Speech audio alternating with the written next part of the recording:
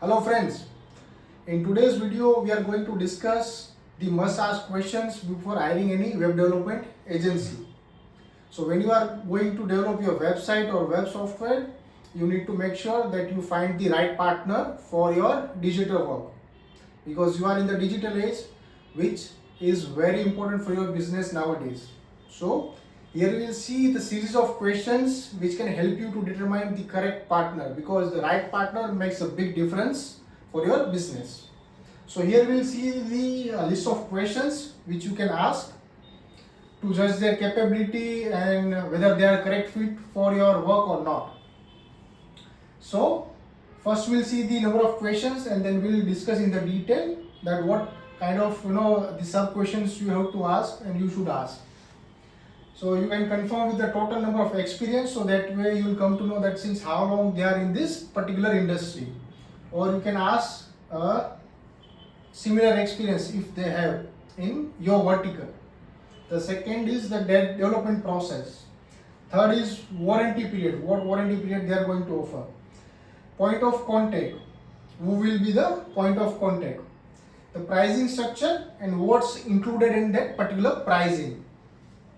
Case studies, technology stack and pros and cons of those particular technologies, ownership of the code, training and the training materials, security of the website or software which they are going to develop for you.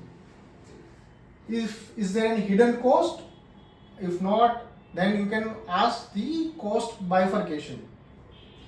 Last but not least, post-launch support and the maintenance.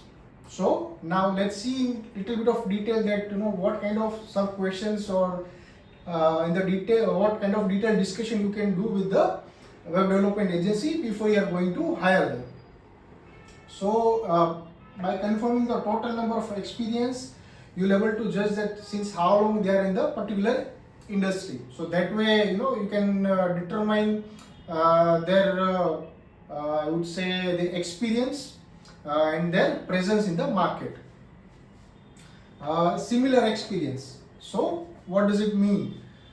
Let's say if you are going to develop a real estate website, so do they have any experience in the real estate market? Do they have previously developed relevant in the relevant domain, or let's say the particular domain, real estate. In real estate particularly, there are a lot of different segments are there.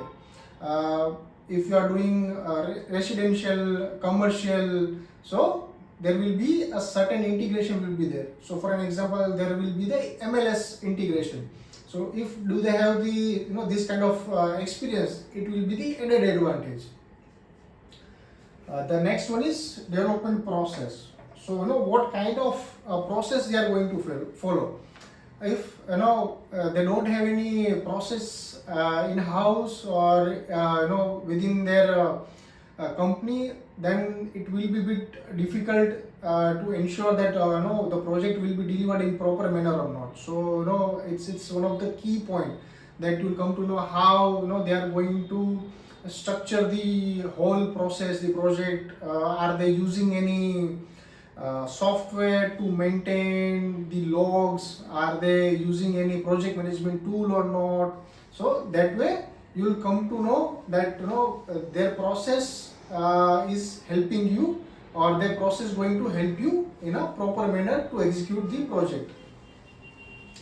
The warranty period. So let's say once your website is finished, are they providing any warranty for your project or not? Let's say your project has been done. Now after a week or 2 or 3 weeks, if there will be any issue, so are they going to support you in that downtime or not? The POC. So is there any dedicated person going to be assigned for your project or not? If there will be any dedicated person assigned to your project, then you can make sure that you are continuously communicating with that person only. It will help you to avoid many confusion during the development life cycle. If project is not assigned to any particular dedicated POC, it means that there will be chances confusion may arise. So that's where you have to make sure that are they providing any particular POC or not. The pricing structure and what's included in that particular pricing. So let's say you have decided to develop a website. Now particular that website is going to hosted on their server or on your server. If they are going, if that particular website is going to hosted on your server, then make sure that the pricing is not included for that particular thing. So that way, let's say you are going to use certain paid images or any other materials. So are you going to pay for those images or not, or the development agency is going to bear that cost? So you have to make sure that such point is covered. Another thing is SSL certificate, that who is going to pay for that SSL certificate, because there will be a price range of SSL certificate from $8 to $100, $150, $200, $500 also. It depends on your website. So you have to make sure that you discuss all this stuff and make sure that whether it is included or not. So that way you can determine your budget in very well advance. The next one is case studies.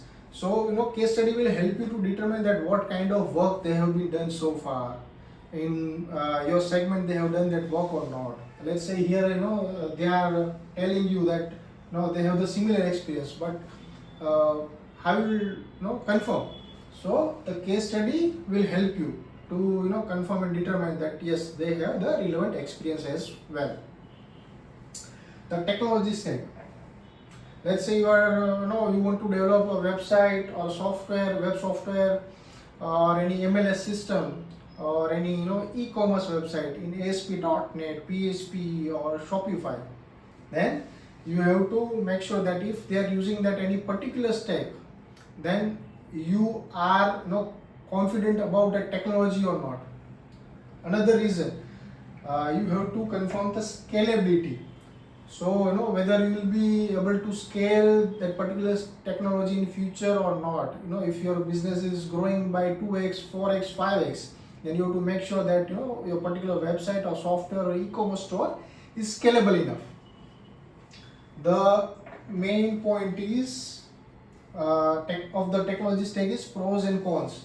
So that on base of pros and cons, you will be able to determine whether it is scalable for your website, your web app or not. So that's why it is very important to know the pros and cons of the technology stack which they are going to use, whether it's in a database or in a programming language. Another thing is ownership code.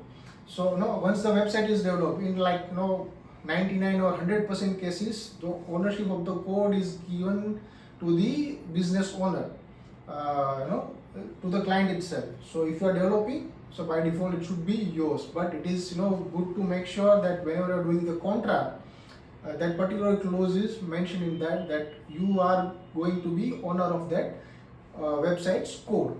So in future you can avoid any issues.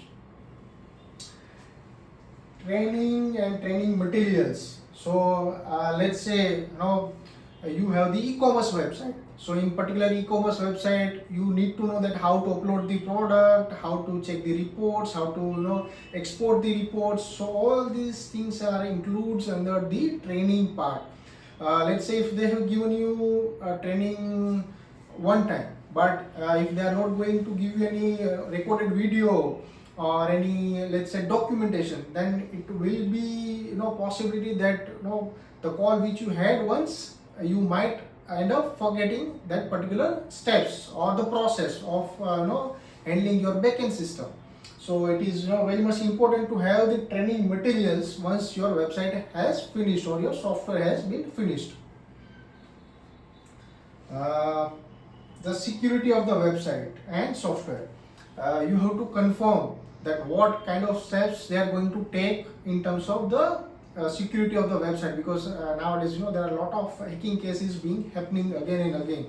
If it's a WordPress website, then there are high chances of being hacked.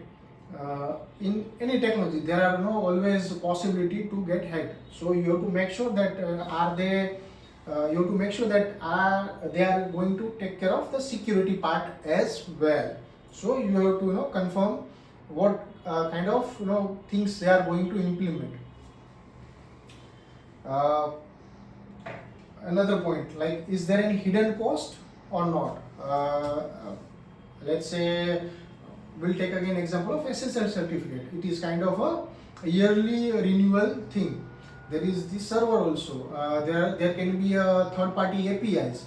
So you need to know, is there any particular cost, hidden cost are involved or not. The cost bifurcation.